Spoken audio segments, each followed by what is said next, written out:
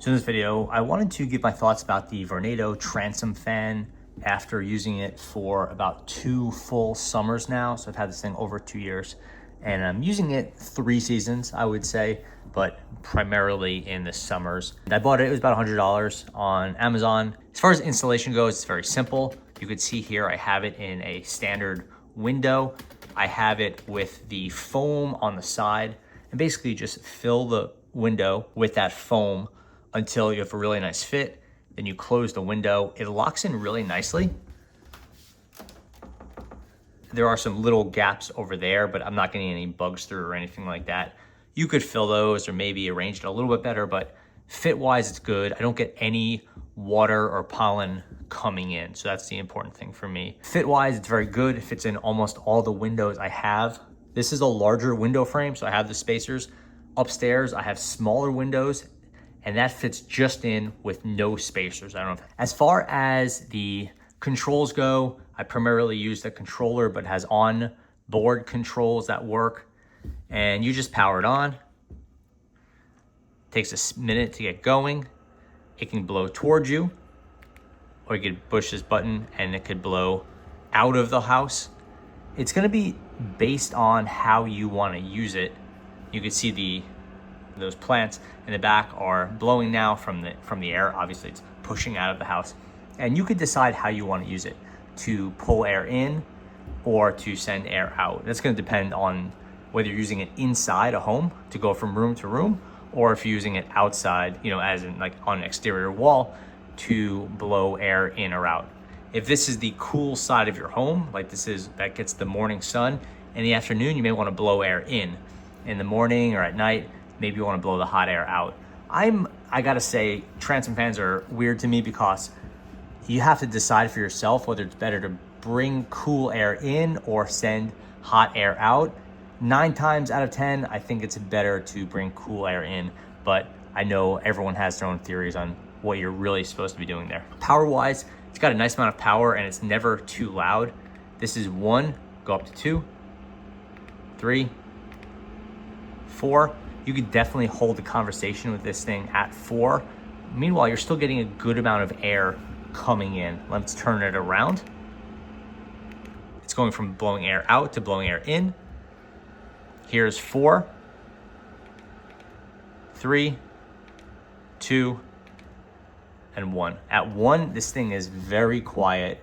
Not quite silent, but almost silent, and you're getting a good amount of airflow. If you're sitting in the 2 or 3 feet in front of this, basically the 2 or 3 feet width here, and within about 7 feet of this, you're getting a really nice airflow. It is like at an air conditioning level of cool in front of this thing. So if it's just you're worried about, or a small room, this thing is fantastic. And it means you're not running your air conditioning for like almost any day of the year. I've been using this instead of running the whole house air conditioner, just because I don't need that thing cranking all the time. It does have a temperature mode. That is where, instead of having it just on fan speed, you could say, hey, if the house is above 75 degrees, say 76 degrees, then turn on. If it's at, what it says right now, it's at 72 right now, it doesn't have to run. If it's at, let's see, I put this at 75 degrees or above, it turns on. If it's below that, it's off. That's really nice if it's cooler outside, but your room or your home is heating up and you don't want this to running all the time. Typically, I leave it.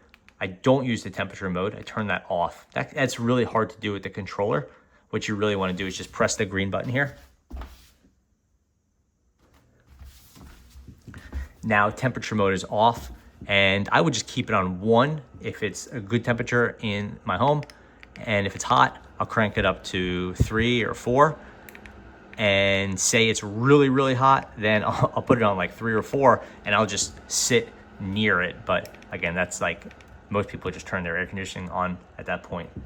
There's not a lot in the way of features. It doesn't have like a timer or a sleep function or anything like that. It's really just like power on, power off, and then fan speed and temperature control. It'd be nice to have a little bit more, but that's really it. It has a 7-foot cord. You may not have, every window in your home may not have a power cord near it. I haven't had that problem. I have one window where I had to stretch it, but in every other window, it's worked out fine. So after 2 years of use, I have to say I really like the Vornado Transom fan and I highly recommend it. For me, it is a really nice blend between a whole room air circulator and an air conditioner.